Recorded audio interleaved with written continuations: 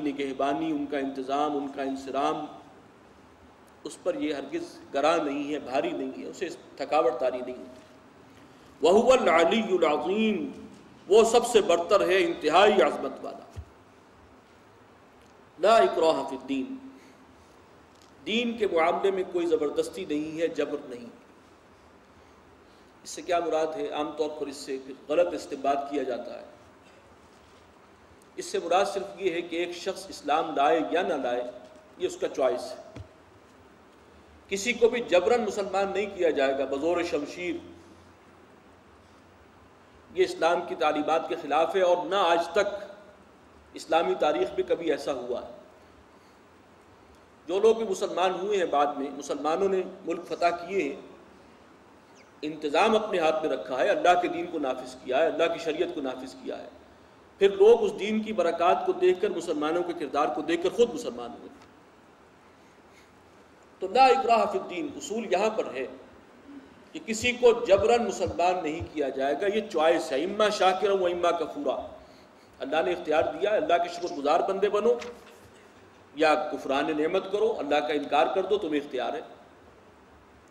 لیکن اس میں یہ سمجھ لیجئے کہ جس نے ایک دفعہ آپٹ کر لیا، اسلام لے آیا، اب دین کے حوالے سے جو اس پر پابندیاں ہیں وہ ہیں، اور اس میں اگر وہ کمی کرتا ہے تو حکومت، اسلامی حکومت جبر بھی کر سکتی۔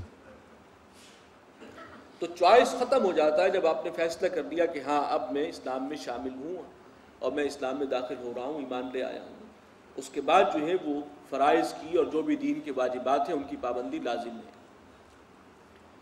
قد تبین الرشد من الغی، واضح ہو چکی ہے ہدایت گمراہی کے مقابلے میں، یعنی قرآن مجید جتنا نازل ہو چکا ہے اب تک، 15 سال گزر چکے ہیں حضور صلی اللہ علیہ وسلم کو دعوت دیتے ہوئے، حق و باطل میں امتیاز ہو چکا ہے، حقیقت واضح ہو چکی ہے۔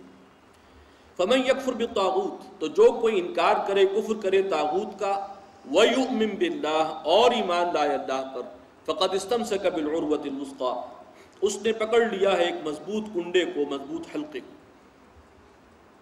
یہاں پر یہ لفظ بہت اہم ہے کہ جو کفر کرے طاغوت کا، اللہ کے سوا جو بھی نظام ہے وہ طاغوتی نظام ہے، اور اللہ کے بتائے ہوئے رستے اور اللہ اور اس کے رسول کی اطاعت کے سوا جو بھی زندگی گزار رہا ہے وہ طاغوتی زندگی ہے، وہ طاغوت ہے، وہ شیطان کا چیلا ہے۔ تو ایمان کا تقاضا کیا ہے؟ من یکفر بالطاغوت، جو انکار کرے طاغوت کا، پہلے انکار ہے لا الہ الا اللہ، کوئی معبود نہیں ہے سوائے اللہ کے، تو جو بھی غیر اللہ ہے پہلے ان کا انکار ضروری ہے، اور پھر ہے وَيُؤْمِن بِاللَّهِ، اور پھر ایمان رکھے اللہ پر، یقین رکھے اللہ پر۔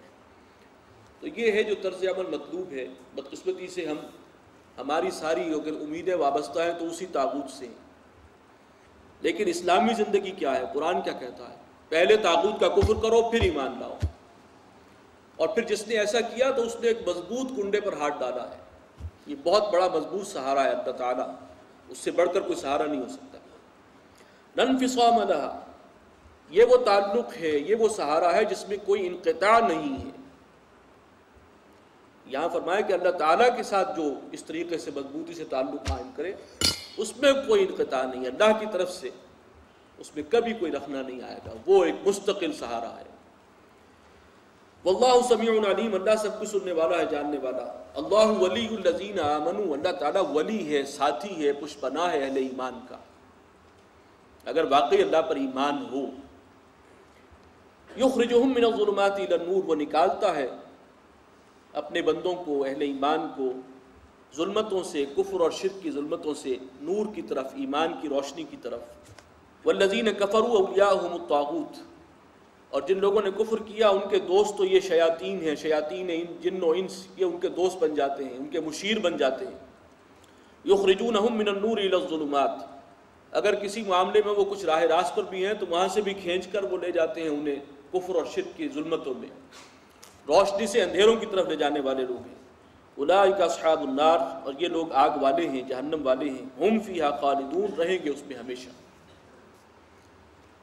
الم تر الی الذی حاج ابراہیم فی ربہ، اب اس رکوع میں 3 واقعات آ رہے ہیں کہ کیسے اللہ تعالیٰ اپنے مخلص بندوں کے ساتھ مدد کرتا ہے اور انہیں اندھیروں سے روشنی کی طرف لاتا ہے کس انداز سے۔ 2 واقعات جو ہیں ان کا تعلق حضرت ابراہیم علیہ السلام سے ہے۔ پہلا واقعہ الم تر الی الذی حاج ابراہیم فی ربہ، کیا تم نے غور کیا، دیکھا اس شخص کو، کیا نہیں دیکھا اس شخص کو کہ جس نے بحث مباحثہ کیا تھا ابراہیم کے ساتھ اس کے رب کے بارے میں۔ یہ بحث مباحثہ نمرود کے دربار میں ہوا تھا، کیونکہ حضرت ابراہیم علیہ السلام ایک اللہ کے ماننے والے تھے، ابھی ینگ تھے، بالکل نوجوان تھے۔ تو دربار میں پیشی ہوئی، پوچھا گیا کہ کون ہے تمہارا رب جس کی تم دعوت دیتے ہو؟ وہ ایک رب۔ تو اب یہاں پر جو بحث مباحثہ ہوا ہے، آپ سوچئے کہ وہ ایک نوجوان اور نمرود اس کے مقابلے پر، وہ شہنشاہ عراق کا۔ ان آتاہ اللہ الملک، اور وہ نمرود جو ہے مباحثہ کر رہا تھا اس غرور کی وجہ سے کہ اللہ تعالیٰ نے اسے بادشاہی عطا کی تھی، اس گھمنڈ اور کے نشے میں تھا وہ۔ اذ قال ابراہیم ربی الذی یحیی و یمیت، جب کہا ابراہیم نے کہ میرا رب وہ ہے کہ جو زندہ کرتا ہے اور موت دیتا ہے۔ قال انا احیی و امیت، اس نے کہا کہ یہ اختیار مجھے بھی ہے، میں بھی زندہ کرتا ہوں، میں بھی مارتا ہوں۔ اور اس نے 2 قیدی جو ہیں جیل سے نکلوائے، ایک کی بے گناہی ثابت ہو چکی تھی، بے گناہ تھا، اس کی گردن اڑوا دی کہ دیکھو میں بھی موت دے سکتا ہوں، اور ایک جس پر جرم ثابت ہو چکا تھا اسے چھوڑ دیا، دیکھو میں نے اس کو زندگی دے دی، اس کو پھانسی ہونے والی تھی، میں نے زندگی دے دی۔ قال ابراہیم فإن اللہ یاتی بالشمس من المشرق، حضرت ابراہیم نے بحث میں الجھنے کی بجائے ایک اور دلیل پیش کر دی، فرمایا کہ میرا رب وہ ہے کہ جو سورج کو لے کر آتا ہے مشرق سے، فأت بها من المغرب، تم لے آؤ، تم نکالو اسے ذرا مغرب سے۔ فبہت الذی کفر، تو مبہوت ہو کر رہ گیا وہ کافر، ششتر رہ گیا، کوئی جواب اس سے بن نہیں پایا۔ اب اس طریقے سے اللہ تعالیٰ نے مدد کی ہے اپنے ایک وفادار بندے کی، اور وہاں سے کامیابی سے وہ نکلے۔ واللہ لا یہدی القوم الظالمین، اللہ تعالیٰ ظالموں کو، بے انصافوں کو ہدایت نہیں دیا کرتا۔ او کالذی مر علی قریۃ، یا مثال اس شخص کی کہ جو گزرا تھا ایک بستی پر سے، وہی خاویۃ علی عروشہا، اور وہ بستی جو ہے وہ اوندھے منہ پڑی تھی اپنی چھتوں پر، یعنی تباہ و برباد ہو چکی تھی، تہو بالا تھی۔ قال انا یحیی ہذہ اللہ بعد موتہا، اس اللہ کے بندے نے سوچا، دل میں خیال آیا، اس نے کہا کہ کیسے اللہ تعالیٰ اس مردہ بستی کو زندہ کر سکتا ہے، یہاں تو کوئی آثار نہیں ہے۔ تو ایک حسرت بھری ان کی آہ جو ہے نکلی ہے کہ کیسے زندہ کرے گا اللہ تعالیٰ اس بستی کو اس کے مرنے کے بعد۔ اب یہ کون شخص تھے اس پر بھی اتفاق نہیں ہے، لیکن ایک رائے یہ ہے کہ حضرت عزیر علیہ السلام کا یہ واقعہ ہے، اور یہ تقریباً 450 قبل مسیح کا واقعہ ہے۔ اس سے پہلے بخت نصر نے حملہ کیا تھا بنی اسرائیل پر، اور یروشلم کی اور فلسطین کی اینٹ سے اینٹ بجا دی تھی، خاص طور پر یروشلم اور بیت المقدس کی، اور لاکھوں کو جو ہے وہ قیدی بنا کر لے گیا تھا۔ تو وہاں سے رہائی پا کر نکلے ہیں حضرت عزیر علیہ السلام، اور پھر واپس آئے ہیں تو کوئی شہر دیکھا یا وہ واقعتاً یروشلم ہی تھا، واللہ اعلم۔ تو وہاں جا کر انہوں نے اس حسرت سے یہ الفاظ ان کی زبان سے نکلے کہ کیسے اللہ تعالیٰ اس بستی کو دوبارہ زندہ کر سکتا ہے۔ فَأَمَاتَهُ اللَّهُ مِئَةَ عَامٍ، اللہ تعالیٰ نے ان پر موت طاری کر دی 100 سال کے لیے۔ ثُمَّ بَعَثَ، اور پھر اٹھایا، پھر زندہ کیا۔ قَالَ كَمْ لَبِثْتَ، پوچھا کہ کتنا عرصہ رہے؟